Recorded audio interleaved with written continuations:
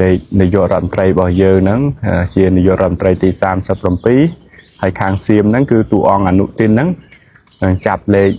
បោះឆ្នោតគេហ្នឹងបានលេខ37ហើយជាការពិតអាត្មាក៏ចង់បង្ហើបថារឿងទាំងអស់ពេលខ្លះគេក៏អាចដឹងមុនហើយក៏ជាឧបនិស្ស័យដំណើរធម្មជាតិគេហៅសង្ខារណាតែតរឿង37នេះទៀតបើក្នុងសម័យនេះវាចំគោចរមកសតវត្សទី21យើងនេះតែតងរឿងនាយករដ្ឋមន្ត្រីរបស់យើងទៀតណាសម្ដេចបវរធិបតីនេះជាតាំងពីសម័យកាលនៃការប្រែប្រួលចុងក្រោយមកគឺម្ដងនេះគឺជានាយករដ្ឋមន្ត្រីទី37ដូចគ្នាដែរអញ្ចឹងអាត្មាបង្ហាញភាពចៃដន្យនេះចោះណាដើម្បីឲ្យញាតិញោមពុទ្ធបរិស័ទបន្តសិក្សាស្វែងយល់បទថារឿងរ៉ាវដែលជាប់ដួងវិញ្ញាណធាតុតាំងពីទឹកដីមហានគរយកចំណុចប្រជុំចុះនៃសតវត្សទី12ហើយក៏ប្រែប្រួលមកសតវត្សទី21នេះដែលអាត្មាតែងពោលថារឿងសតវត្សទី12គុណមេត្តាឯកដនមួយចោះណាតកតងរឿងរ៉ាវសតវត្សទី12នៅដើមសតវត្សទី12ដែលជារជ្ជកាលរបស់ព្រះបាទសូរ្យវរ្ម័នទី2ដែលជាក្សត្រនឹងសាងប្រាសាទអង្គរវត្តហើយក្នុងនោះក៏ព្រះអង្គបានរៀបចំតាក់តែងប្រាសាទមួយដែលហៅឈ្មោះថាប្រាសាទតាទួតហើយក្នុងប្រាសាទតាទួតហ្នឹងគឺមានចម្លាក់រូបព្រះពុទ្ធ37អង្គព្រះអង្គមានទម្រង់ជាព្រះពុទ្ធផ្ចាញ់មាហ្នឹង37អង្គហើយ37ហ្នឹងគឺបើក្នុងពុទ្ធសាសនាវិញគឺធម៌ផ្ចាញ់មាហ្នឹងគឺពោធិបក្កយធម៌37ណាមានសតិប្បដ្ឋាន4អរិយមគ្គអង្គ8ពលៈ5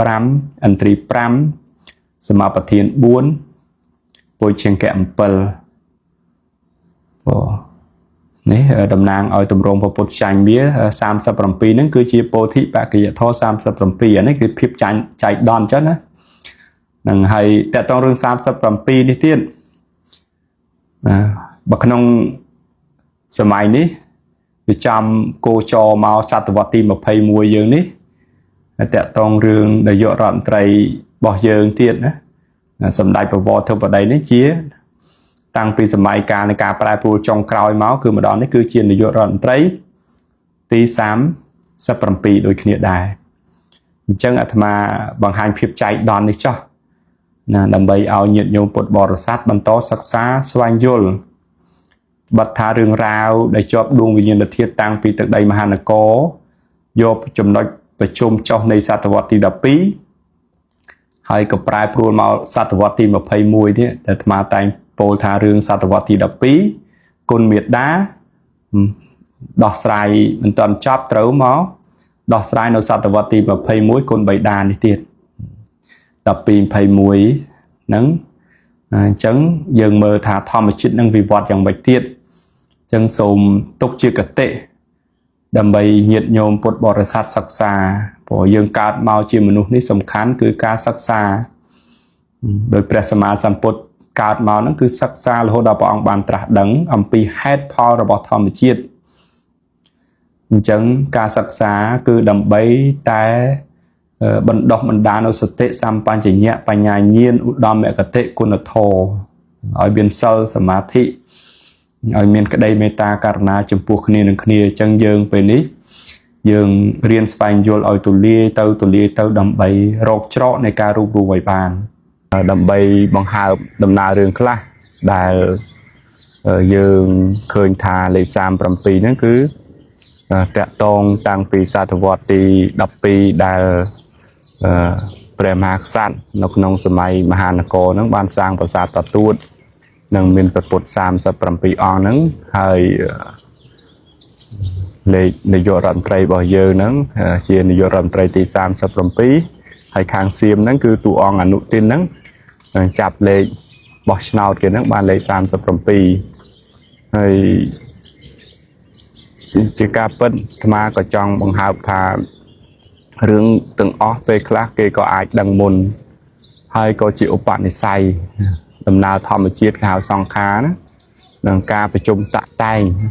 nó không còn lăng cam phòn đi hayประเทศខ្មែរយើងថ្មជឿថាកិច្ចមិនផុតអំពី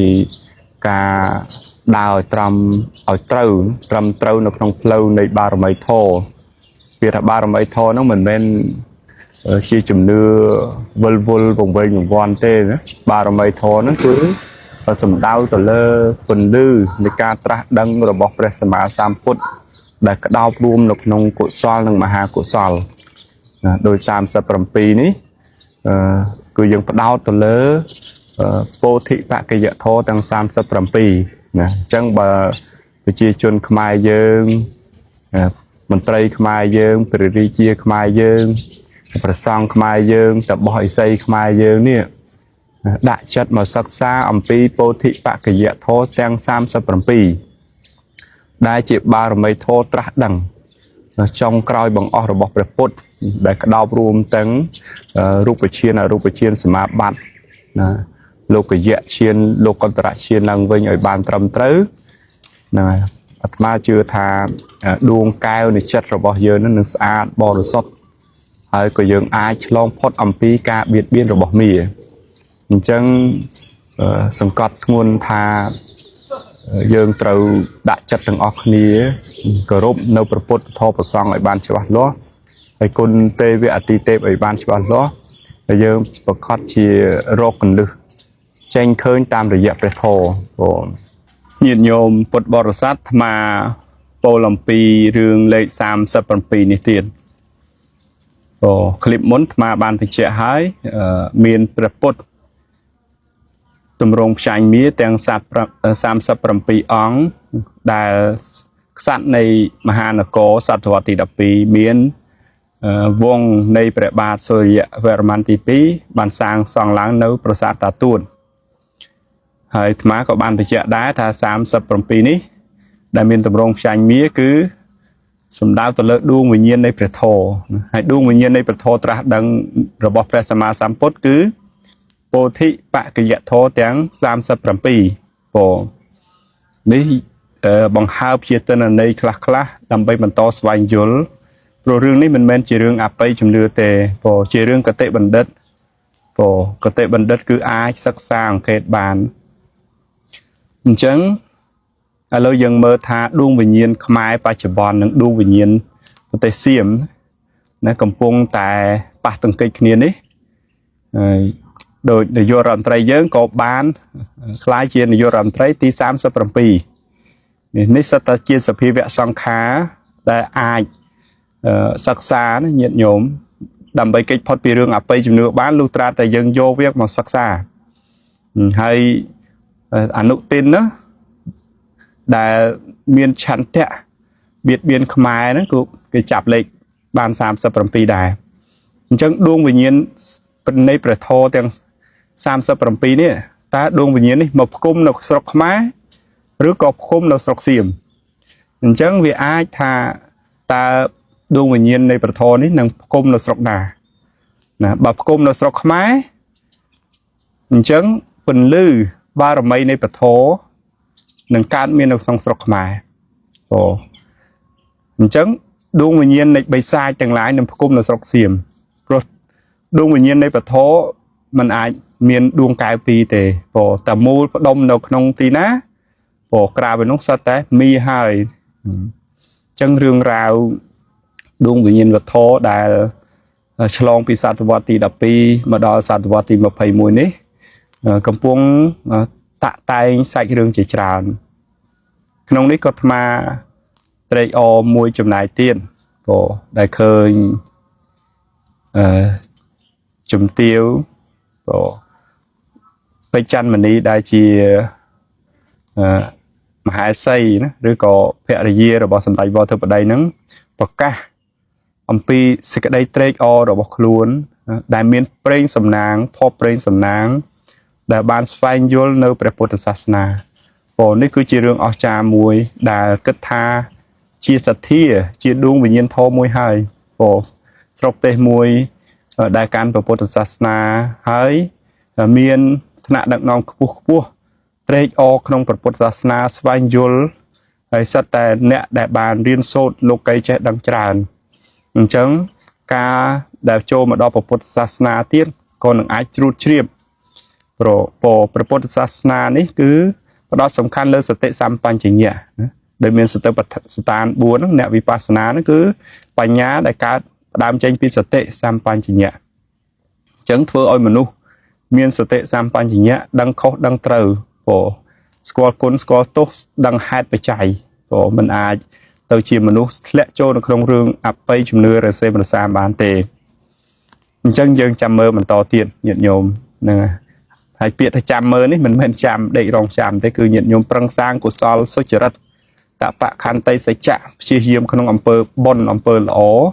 hayประกอบด้วยchất OPK ខណ្ឌតៃអហោសកម្មហើយញាតិញោមត្រូវអហោសកម្មដល់គ្នាបានច្រើនការចាត់ប្រកាន់ទោសពេលដាក់បណ្ដាសាគ្នានេះកុំលេងលបាយវត្តដាក់បើកចិត្តប្រកបដោយមេត្តាករុណាអហោសកម្មស្ដាប់គ្នាឲ្យបានច្រើនមិនថាគ្រប់ទម្រង់នៃសភាវៈធម៌ណាទេបើយើងស្ដាប់មិនយល់យើងកុំប្រមាថយើងកុំបន្ទោសយើង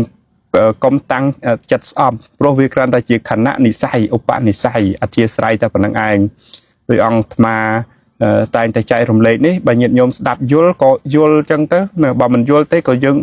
ទុកចោលចឹងទៅព្រោះសាច់រឿងខ្លះមិនអាចចំណាយពេល1ខែ2ខែទេណាសំបីអាត្មាសិក្សាពុទ្ធសាសនាគឺសិក្សាហើយសិក្សាទៀតហើយនៅតែមិនទាន់អាចស្វែងយល់អស់ដែរដូចគ្នាញោមតែសាមមានញាតិញោមបានឆ្ងល់ហើយសួរអាត្មាតកតងរឿងពាក្យយក9រឿងនេះអាត្មាក៏មិនសូវជាចេះដឹងអីតាមក្បួនហ្វុងស៊ុយរបស់ចិនដែរពាក្យយក9នេះតែបើរឿងតម្រាខ្មែរយើងតម្រាខ្មែរយើងហ្នឹងក៏មានតម្រារបស់គេដែរហើយញាតិញោមខ្លះបានសិក្សាលោកម្ចាស់ខ្លះបានសិក្សាក៏អាចបានដឹងហើយតាមរយៈខ្ញុំកណាសិក្សាខ្លះហ្នឹងគឺយើងនិយាយថាយក9បដ ாய் អានេះវាទៅតាមភាសាផ្សេងគ្នាតែសម្រាប់តម្រាខ្មែរយើងចេញពីសម័យប៉ុលពតមកណាវាជាឆ្លងកាត់សម័យកលាភេទមួយវគ្គទៀតកលាភេទណាគេហៅសម័យហ្នឹងវាកលាភេទអញ្ចឹងកន្លងមកនេះដែលយើងឃើញឆ្លងកាត់មកហ្នឹងធម្មជាតិកម្មផលហ្នឹងវានៅកលាភេទដល់ហើយទេវារសច្ចៈធម៌អត់តាន់ឃើញទេមានថានៅបាននគរយើងវានៅក្នុងកម្លាំងបាបគ្រោះគេបាបគ្រោះចេញពីសម័យពលពតហ្នឹងគ្រោះមួយហើយតែដែលយើងចេញមកទៀតហ្នឹងក៏វានៅកម្លាំងបាបគ្រោះហើយកម្លាំងបាបគ្រោះហ្នឹងមិនសំដៅទៅលើមេដោយសារមេដឹកនាំដោយសារតែវាកម្លាំងធម្មជាតិនៃធម៌ហ្នឹងវានៅមានកម្លាំងបាបគ្រោះវានៅកម្លាំងកលយុគនៃវិញ្ញាណធាតុឃើញទេរយៈកន្លងមកហ្នឹងខ្មែរយើងមិនខ្លះនឹងជំនឿអរូបីស្ថិតរូបស្នងរូបច្បុកច្បល់ហើយมันអាចជាដោះស្រាយបានដែរព្រះស្រីព្រះស្វាព្រះអីចេញមកទាំងអស់ព្រោះវានៅកលយុគហើយវាកើតចេញជាចម្បាំងធម្មឹក8ទិសហ្នឹងគេហៅអ្នកធននិយាយត្រូវគ្នាញោមណាបង្កើតវត្តផ្សេងគ្នាទៅបែកបាក់ប្រសងភិក្ខុសាមណៈបែកបាក់គ្នាអាចារ្យបែកបាក់គ្នាបរិទ្ធសំណាក់រៀងខ្លួនណាពាក្យថាធម្មឹក8ទិសហ្នឹងគេចង់និយាយថាដូចផែនដីហ្នឹងវាមាន8ទិសហ្នឹងមនុស្សជាតិសាសមួយហ្នឹងអ្នកធនហ្នឹងបែកគ្នាក៏អត់រួបរวมគ្នាទេណារួបរวมគ្នាបានតែរូបភាពខាងក្រៅទេតែចិត្តទីតីព្រោះគេហៅបណ្ដោចិត្តធម្មជាតិវិញ្ញាណធាតុនៅខាងក្នុងហ្នឹងកើតជាមួយក្រុមការពារសំណាក់ការពារអ្វីដែលខ្លួនខំតាក់តែងហ្នឹងហៅជាប់កលេសអមិសៈហ្នឹងរៀងខ្លួនអញ្ចឹងទៅព្រោះតែរូបភាពខាងក្រៅដើរមួយគ្នាតែក្នុងចិត្តទីតីណានេះនិយាយខ្លីហ្នឹងគេហៅថាយើងអាចថាយក8ក៏បានដែរគេហៅធម្ម8ទិសហ្នឹងមនុស្សអ្នកសិក្សាពធហ្នឹងអត់មានចិត្តមួយថ្លើមមួយក្នុងពុទ្ធពធប្រសង្ឃទេឬក៏ជាតិសាសមួយហ្នឹងគឺបែកបាក់ជាក្រុមជាបកហ្នឹងគេឆ្លោះគ្នារឿងនយោបាយរឿងអីដដើមការដឹកនាំប្រទេសអីចឹងទៅហើយបច្ចុប្បន្ននេះអញ្ចឹង20 30ឆ្នាំមកនេះវាមានផលបាបកម្មច្រើនផលបាបកម្មច្រើនណាបើយើងនិយាយថាអ្នកបួស20 30ឆ្នាំនេះពេលខ្លះលោកជាបទុជនលោកបរាជិកលោកអត់សឹកឧទាហរណ៍ណាលោកអត់សឹកហើយបើលោកកាន់តួនាទីជាមន្ត្រីទៀតលោកអត់សឹកទៀតអញ្ចឹងអ្នកដែលបរាជិកនៅក្នុងជាភិក្ខុនោះច្រើនទៅរហូតដល់សាសនាជាប់បដាសាព្រំទៀត ព្រោះវាមានអាបាបកម្មហ្នឹងវាធ្ងន់អញ្ចឹងនេះដល់ពេលវាដល់ចុងអាបាបកម្មហ្នឹងវាធ្ងន់វាដល់ចុងយុគទី8នេះអញ្ចឹងបច្ចុប្បន្ននេះដែលញាតិញោមឃើញកម្មផលសាហាវហ្នឹងវាជាផលបាបកម្មធ្ងន់ធ្ងរព្រោះវាអត់តាន់ចូលដល់សក្តានទី9គឺយុគទី9ទេអានេះបើតាមតម្រាខ្មែរយើងហ្នឹងវាឆ្លងផលកម្ម20-30 ឆ្នាំនេះសិនអញ្ចឹងពិភពលោកក៏ដូចគ្នាដែរធម្មឹក8ទិសដូចគ្នានិយាយត្រូវគ្នាឃើញទេអង្គការសហប្រជាជាតិនិយាយលេងត្រូវគ្នាហើយរំលាយសភាចោលរំលាយអង្គការសហប្រជាជាតិចោលអីចឹងទៅនិយាយត្រូវគ្នាណាពេលហ្នឹងប្រទេសធំហ្នឹងក៏និយាយត្រូវគ្នាដែរអញ្ចឹងវាផលបាបកម្មនៅចិត្តហ្នឹងវាមានតែការបាញ់កាប់ស្លាប់គ្នាអញ្ចឹងទៅហើយស្រុកខ្មែរយើងក៏ដូចគ្នាស្រុកណាក៏ដូចគ្នាដែរមិនបដោតទៅលើមេដឹកនាំណាទេវាកម្មផលហ្នឹងវាអញ្ចឹងនៅក្នុងកតុយរបស់យុគទី8នេះគេហៅថាវិញ្ញាណលោភៈទោសៈមោហៈវាឡើងដល់កពូលវាទទួលបាបកម្មនឹងសិនញោមណារួចខ្លួនណាមរួចខ្លួនទេដាំក្បាលចោះសំយ៉ងទៅនរកណាហើយជាពិសេសភិក្ខុសាមណៈតបោះជីព្រាមទាំងឡាយដែលបរាជិកមិនព្រមសឹកមិនព្រមអីនៅក្នុងសាសនាហ្នឹងវិញ្ញាណទាំងអស់ហ្នឹងនឹងស្លាប់ទៅក្នុងអបាយភូមិអបាយភូមិហ្នឹងហើយអញ្ចឹងវាសង្វេគញាតិញោមសង្វេគឲ្យពី2026ដល់30នេះវាស្ថិតនៅក្នុងចុងយុគទី8នេះសិនហ្នឹងហើយវាអត់ដល់យុគទី9យុគទី9នេះបើតម្រាខ្មែរគេនិយាយសក្ការៈនៃពធវិញទេអញ្ចឹងអ្នកមានធណាយកអសដាក់ពីលើម្ដងហ្នឹងហើយយកល្អដាក់ពីលើម្ដងអាហ្នឹងធម្មជាតិវាអ្នកប្រែញោមមិនមែនបុគ្គលណាទៅប្រែទេគឺជាតាកាប់ហ្នឹងដូចថាពេលល្ងឹតហ្នឹងគឺធម្មជាតិល្ងឹតអញ្ចឹងហ្មងហើយយើងប្រឹងចេះរស់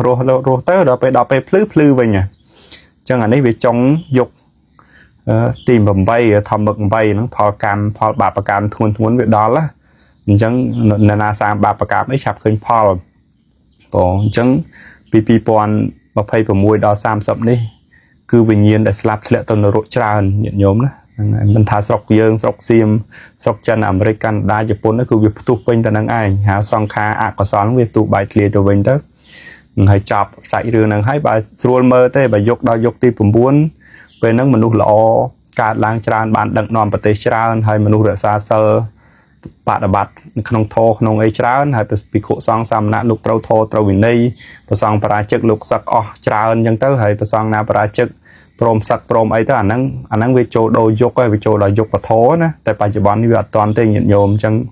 ត្រូវចេះរស់ក្នុងកលៈទេសៈនេះព្រោះរឿងខ្លះក៏ខន្តីឲ្យបានច្រើនព្រោះនៅក្នុងអំណាចផលបាបកម្មមកឡើយអញ្ចឹងវិញ្ញាណសត្វមិនថាយើងមិនថាអាត្មាមិនថាញាតិញោមទេណានៅតែផ្លាត់ក្នុងធម្មជាតិនេះទៅហើយហ្នឹងហើយទៅហើយអបាយភូមិហ្នឹងវាចំហទ្វារសង្កេតពិនិត្យពិចារណាអំពីទម្រង់របស់ប្រព័ន្ធចក្រវាឡយើងនេះញាតិញោមឃើញទេមានព្រះអាទិត្យជាដួងកែវបំភ្លឺលោកស្ថិតនៅកណ្ដាលបងហើយភពផ្សេងគឺនៅខាងហើយវិលជុំវិញព្រះអាទិត្យហើយព្រះអាទិត្យជាតួអង្គភពដែលមានពន្លឺបំភ្លឺនៃភពទាំងឡាយទាំងពួងនៃចក្រវាឡនេះអញ្ចឹងការស្ថិតនៅកណ្ដាលគឺសំខាន់ណាស់ញាតិញោមភាពតាំងនៅជាកណ្ដាលមិនលំអៀងទៅឆ្វេងមិនលំអៀងទៅស្ដាំអញ្ចឹងច្បាប់នៃពន្លឺត្រាស់ដឹងក៏ដូចគ្នាព្រោះដរាបណាញាតិញោមមិនបានវឹកហាត់ចិត្តឲ្យប្រកបដោយសមាធិចិត្តជាចិត្តមានឧបេក្ខាដ៏បរិសុទ្ធចិត្តដែលមានឧបេក្ខាបរិសុទ្ធហ្នឹងគឺជាចិត្តមួយដែលមិនសោមនស្សមិនទោមនស្សក្នុងសង្ខារទាំងពួងព្រោះជាចិត្តមិនប្រព្រឹត្តងប់ងល់នៅក្នុងទុក្ខពេកសុខពេកព្រោះជាចិត្តមួយដែលមិនឆ្វេងពេកមិនស្ដាំពេកប្រព្រឹត្តទៅជាឧបេក្ខាកណ្ដាលអរិយបរអង្គ8ជាបដិបទាកណ្ដាលអញ្ចឹងប្រសិនបើយើងមិនប្រព្រឹត្តខ្លួនជាកណ្ដាលជាបុគ្គលលំអៀងបពពួកក្រុមសំណុំយោះបរិវារបពពួកក្រុមលំអៀងដោយទិដ្ឋិអន្តសនៈប្រកាន់សំណាក់បពពួកប្រកាន់គ្រូអាចារ្យពេលនោះយើងមិនអាចคล้ายទៅជាអ្នកដែលមានពលឺពុទ្ធិពលឺពុទ្ធិពលឺទៅតាមអង្គព្រះសម្មាសម្ពុទ្ធព្រះអង្គបានត្រាស់ដឹងព្រះអង្គបានត្រាស់ដឹងជាពលឺសัพពយុត្តញ្ញាណបើសិនបើយើងចង់ស្វែងរកពលឺសัพពយុត្តញ្ញាណតាមផ្លូវព្រះពុទ្ធអង្គយើងត្រូវមានចិត្តជាឧបេក្ខាយើងដើរទៅសំណាក់ណាក្រុមណា លទ្ធិណាគឺដើម្បីសិក្ខាដើម្បីសិក្សាមិនមែនដើម្បីឲ្យប្រកាន់មមហួងហែងរហូតបែងចែកវណ្ណៈបកក្រុមទេបងចឹងច្បាប់នៃតួអង្គពន្លឺត្រាស់ដឹងគឺត្រូវតែប្រកបដោយឧបេក្ខាចិត្តណាដោយពោជង្គៈទាំង7មានសតិសម្ពោជង្គៈរហូតមកឧបេក្ខាពោជង្គៈមេត្តាព្រមវិហារធររហូតដល់ឧបេក្ខាអានឹងចឹងហើយដែលញាតិញោមសិក្សាជាជលសោតាវិបស្សនាយានិកនឹងត្រឹមតែជាសង្ខារការរលត់មិនសមនោះមិនទោមនោះនឹងសតហັດជាខណ្ឌកសមាធិប្រព្រឹត្តទៅជាឧបេក្ខាចិត្តអញ្ចឹងញាតិញោមពុទ្ធបរិស័ទដើម្បីជួយសង្គមយើងហើយក៏ដើម្បីរុញចិត្តរបស់ខ្លួនឲ្យជាចិត្តដែលមានពលឺពុទ្ធិបរិបូរដោយភាពទូលំទូលាយហើយធ្វើឲ្យខ្មែរយើងមានភាពរួបរวมសាមគ្គីគ្នាបានយើងមិនត្រូវលំអៀងទេស្រុកទេសមួយក៏ដូចគ្នាកាលណាដែលប្រព័ន្ធតុលាការជាប្រព័ន្ធកណ្ដាលរសារភាពសុក្រិតយុត្តិធម៌លំអៀងហើយសង្គមនោះក៏វឹកវរតាមនឹងយ៉ាងណាចិត្តរបស់យើងដែលមិនទាន់មានសភាពនឹងសុបនៅក្នុងឧបេក្ខាចិត្តទេចិត្តនោះក៏មិនទាន់អាចមានសតិដ៏បរិសុទ្ធដើម្បីញ៉ាំងវិបស្សនាញាណនោះឲ្យកើតឡើងដែរព្រោះរវល់ទៅជាប់សោមនស្សទោមនស្សកិលេសលោភៈទោសៈអញ្ចឹងយើងមិនអាចកម្ចាត់មោហៈដោយអំណាចវិបស្សនាញាណបានឡើយអញ្ចឹងរឿងនេះជាច្បាប់ចក្រវាលទេញាតិញោមបុគ្គលណាក្តីដែលចង់សម្រេចនៅញាយធម៌ជាញាណដ៏បរិសុទ្ធយថាពុទ្ធញាណទស្សនៈហ្នឹងគឺប្រព្រឹត្តទាំងកាយទាំងចិត្តនឹងឲ្យជាកណ្ដាលដើម្បីឲ្យកាយនិងចិត្តមកប្រព្រឹត្តរួមគ្នាស្មើហើយคล้ายជាពន្លឺប្រៀបដូចជាព្រះអាទិត្យដែលរះចំកណ្ដាលវងនៃភពសូមคลิปនេះបានជាប្រយោជន៍ដល់ញាតិញោមពុទ្ធបរិស័ទហើយយើងបើកចិត្តឲ្យទូលាយកុំប្រកាន់សំណាក់ប្រកាន់គ្រូអាចារ្យព្រោះថាធម៌ព្រះសម្មាសម្ពុទ្ធនឹងមានអាចច្រើនមានអាចច្រើនមានវិជា18តែសំខាន់វាតកតងនឹងចិត្តឧបេក្ខានេះឯងចិត្តកណ្ដាលចិត្តមិនលំអៀងនេះឯងចិត្តយុត្តិធម៌ចិត្តសុក្រិតចិត្តសច្ចៈព្រោះថាកាលណាដែលយើងចម្រើនទៅមិនតាន់មានសភាពចិត្តតម្កល់មាំទេយើងមិនអាចចម្រើនស្ទើរឋានឲ្យខ្លាយទៅជាវិបស្សនាញាណបានទេដោយសារតកតងបាំងដោយនិវរណធម៌5នេះឯងអញ្ចឹងព្រះដ៏មានព្រះភិក្ខសង្កត់ធ្ងន់ថាការបើភិក្ខុនោះបានពិចារណាឃើញច្បាស់នៅនិវរណៈទាំង5ក្នុងខ្លួនដែលបានលះបង់ហើយចឹងពាក្យនេះព្រះអង្គសង្កត់និវរណធម៌ហ្នឹងនិវរណធម៌ទាំង5នៅក្នុងខ្លួនយើងទៀតណាញាតិញោមរឿងដែលយើងអាននៅគម្ពីរហ្នឹងអាហ្នឹងយើងចេះហើយយើងចេះចាំបរិយ័តណាកាមឆន្ទៈព្យាបាទឆន្ទៈឧទចៈភគចៈវិជេកិច្ឆាថៃនិមិត្តៈហ្នឹងយើងចាំសូត្ររត់មុតហើយជាអកុសលចិត្តសឹកតែព្រះដ៏មានព្រះភិក្ខព្រះអង្គបដោតសំខាន់ទៅលើនិវរណធម៌ក្នុងខ្លួនយើងនេះអាសភាវៈធធាតុធរដែលមកធ្វើឲ្យប្រស័យវិសាទវិញ្ញាណសតិហ្នឹងវាវង្វេងវង្វាន់អញ្ចឹងកាលភិក្ខុបានពិចារណាឃើញធាតុធរទាំង5ក្នុងខ្លួនបានលះបង់ហើយអញ្ចឹងព្រះអង្គនិយាយដាច់នវៈសំដែងដាច់នវៈមានថានិវរណធម៌ជាអកុសលវិបាកហ្នឹងវាលះបង់ហើយមានថាវាស្ងាត់ហើយវាចប់ហើយណាមានថាយើងលេងវង្វេងនៅក្នុងនិវរណធម៌ហ្នឹងហើយនិវរណធម៌ហ្នឹងក៏ផុតស្រឡះហើយដូចជាចកដែតទឹកញាតិញោមនឹងចកដែតពេញផ្ទៃទឹកដែលមិនអាចធ្វើយើងមើលឃើញទៅក្នុងទឹកនឹងថាមានស្អីខ្លះហ្នឹងគឺចកហ្នឹងយើងវេកហើយយើងវេកបានអស់ហើយអញ្ចឹងអាហ្នឹងមកវគ្គហ្នឹងគឺស្អាតស្រឡះមានថាសតិហ្នឹងវាលេងលីឡំជាមួយនឹងនិវរណធម៌ទាំង5ហ្នឹងបាមុជ្ជៈសេចក្តីរីករាយក៏កើតឡើងកាលបើចិត្តរីករាយហើយបៃតិក៏កើតឡើងកាលបើចិត្តប្រកបដោយបៃតិហើយនាមកាយរមែងស្ងប់ស្ងាត់អញ្ចឹងពាក្យនាមកាយនេះខណ្ឌ5ហ្នឹងបើយើងបែងចែកមានកាយ2ណាមានរូបកាយនិងនាមកាយរូបកាយហ្នឹងគឺបានដល់រូបខណ្ឌដល់ពេលនាមកាយបានដល់ខណ្ឌ4ណាញាតិញោមវេទនាសញ្ញាសង្ខារវិញ្ញាណនេះស្មាពលគោលអញ្ចឹងនាមកាយហ្នឹងវេទនាសញ្ញាសង្ខារវិញ្ញាណហ្នឹងស្ងប់ស្ងាត់ភិក្ខុដែលមាននាមកាយស្ងប់ស្ងាត់ហើយរមែងទទួលនៅសុខចិត្តរបស់ភិក្ខុដែលប្រកបដោយសុខ តែងតម្កល់មមបានបងអញ្ចឹងអាពាក្យចិត្តដែលតម្កល់មមបានហ្នឹងជាចិត្តដែលមានសតិ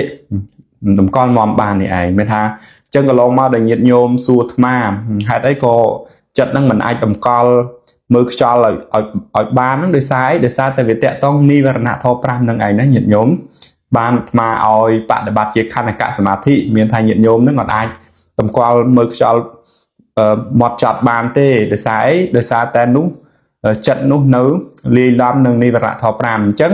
អាការតម្កល់មមទៅមើលអាណាបាណាសតិដែលជាចំណាយកាយានុបស្សនាតម្កល់មមមើលវេទនានុបស្សនាចិត្តតានុបស្សនាធម្មានុបស្សនាហ្នឹងវាមិនបរិសុទ្ធព្រោះតែមិនបរិសុទ្ធយើងទៅប្រឹងធ្វើទៅវាកើតទៅជាកិលេសញាណដែលញាណវល់ញាណភ័ណ្ឌញាណច្រឡំមច្ឆាញាណមច្ឆាមៈព្រោះមច្ឆាផលអញ្ចឹងទៅវាកើតដោយលាយឡំនៅនិវរណៈធម៌5ព្រោះដូចជាសម្លដែលញោមចំអិនហើយតែវាលាយឡំជាមួយនឹងដីភក់ព្រោះមានថាបរិភោគមិនកើតភិក្ខុនោះស្ងាត់ចាកកាមទាំងឡាយស្ងាត់ចាកអកុសលធម៌ទាំងឡាយហើយក៏បានដល់នៅបឋមឈានព្រោះប្រកបដោយវិតកៈប្រកបដោយវិចារៈមានបៃតិនិងសុខៈដែលកើតអំពីវិវេកក៏សម្រេចសម្រាននៅដោយអរិយាបថទាំង4ព្រោះអញ្ចឹងនៅក្នុងនេះជាសមាបដិបទាព្រោះសម្រាប់នេះជាព្រះអភិធម្មញាតិញោមណាព្រះអភិធម្មរៀនតាមឱវាទព្រះអង្គគឺព្រះអង្គសម្ដែងអញ្ចឹងមានន័យថាទី1យើងទៅរៀនបរិយ័តយើងរៀនបរិយ័តហ្នឹងយើងរៀនបដិញតាមគម្ពីរទេណាញាតិញោមសំណាក់គ្រូអាចារ្យខ្លះគាត់ទៅរៀនដល់គណៈចិត្តទៀតណាដែលពួកវិស័យយើងនឹងអត់អាចទៅដឹងបានទេគណៈចិត្តការរលត់យ៉ាងណាតែយើងអាចរៀនបានតែដល់ពេលរៀនតាមសមាបដិបទាសមាបដិបទាគឺរៀនតាមអង្គឈានណាញាតិញោមអភិធម្មតែអត់រៀនតាមអង្គឈានទេបាយសតិព្រោះបាយសតិរកខ្លួនរកមិនខ្លួនរត់ឃើញទេព្រោះវាតកតងនិវរណៈធម៌5ដែលព្រះអង្គឲ្យកំចាត់ពីក្នុងខ្លួនទៀតព្រោះញាតិញោមចេះចិត្តចេតសិកអភិធម្ម9កពីនៅខាងក្រៅក៏ចេះទៅតែដល់ពេលក្នុងខ្លួនព្រះអង្គនិយាយ5សិនដាច់អា5ហ្នឹងឲ្យបានជួបនាមកាយស្ងប់ស្ងាត់អាចតម្កល់សតិមមហើយបានយកសតិហ្នឹងទៅត្រួតទៀតណាទៅត្រួតមើលសភាវៈនាមនិងរូបបន្តទៀតអញ្ចឹងកន្លែងហ្នឹងហើយដែលពួកយើងបច្ចុប្បន្នច្បុកច្បល់ព្រោះដោយសារតែយើងត្រូវបែងចែកឱវាទបដិបទារបស់ព្រះសម្មាសម្ពុទ្ធនិងទិដ្ឋិអាចារ្យមានថាអាចារ្យលោកជួយបែងចែកចំណេះដឹងដ៏ច្រើនដល់យើងព្រោះមានថាមានប្រមាណកពីហ្នឹងសឹងតែពោលមកយើងទាំងអស់ដល់ពេលសមាបដិបទារបស់ព្រះគឺដាច់សភាវៈមួយណាញោមដាច់សភាវៈមួយអាដាច់សភាវៈមួយស្ទើរប្រធានមួយហ្នឹងគេហៅថាអង្គឈានមានថាបដរាបណាភិក្ខុមិនតាន់ស្ងប់រងាប់និវរណៈធម៌5ទេមិនតាន់មានចិត្តសុខសួនអង្គលមមទេហ្នឹងស្ទើរប្រធានហ្នឹងវាមិនកើតឡើងទេអញ្ចឹងបានយើងនិយាយពីសិលហើយសមាធិហើយបានបញ្ញាតែបច្ចុប្បន្នយើងទៅដល់ហែកបញ្ញាយកហ្មងរៀនអបឋមយើងហែកយកមកមិនមែនខ្លួនទេអាហ្នឹងវាខុសសមាបដិបទារបស់ព្រះសម្មាសម្ពុទ្ធមានថាសិលមិនតាន់កើតឡើងផងសមាធិមិនតាន់កើតឡើងផងយើងយកតួបញ្ញាទៅវាមិនវែងវាបាយសតិញាណទៅវិញអញ្ចឹងអ្វីដែលអាត្មាអានមកញោមឃើញគឺព្រះអង្គអត់តាន់ហែកមានខ្លួនអត់ខ្លួនទេណាវាអត់សំខាន់ញោមមានខ្លួនអត់ខ្លួនទេសំខាន់សម្អាតនិវរណៈធម៌ហើយមានចិត្តតម្កល់មមមានសតិតម្កល់មមព្រោះអានេះអាត្មាពោលត្រឹមបឋមឈាននេះហើយបឋមឈាននេះនិវរណៈធម៌5បឋមឈាននេះជាមគ្គលោកយៈក៏មានលោកតរៈក៏មានតាមគ្រូអាចារ្យលោកចេះដឹងបើគ្រូអាចារ្យលោកដឹកនាំជាសមថយនិកហ្នឹងជាលោកយៈមហាកុសលអញ្ចឹងទៅបើជាវិបស្សនាយនិកជាលោកតរៈឈានអញ្ចឹងទៅអាហ្នឹងមិនមែនជាទោសនៃឈានណាហើយសំណាក់ណាដែលពោលតេះដៀលឈានហ្នឹងវាដូចប្រឆាំងព្រះឈានដែលព្រះអង្គរៀបឲ្យញាតិញោមមិនមែនឈានស្អីទេណាយើងក្នុងសាសនាអញ្ចឹងអាត្មាចែករំលែកនេះសូមបានជាប្រយោជន៍ឲ្យញាតិញោមព្រឹត្តព្រៀងណាព្រោះដើម្បីប្រយោជន៍រួមនៃព្រះសាសនាហើយកន្លែងនេះក៏អាត្មាសូមទទូចហើយទទូចទៀតញាតិញោមកុំតន់ជាប់សំណាក់ព្រោះណាយើងយកពុទ្ធជាអារម្មណ៍ពធជាអារម្មណ៍ប្រសង្ឃជាអារម្មណ៍មូលព្រោះពេលខ្លះទៅកន្លែងខ្លះវាជាប់គាំងដោយសារតែយើងលើកអត់អស់សេចក្តីរបស់ព្រះសម្មាសម្ពុទ្ធព្រោះ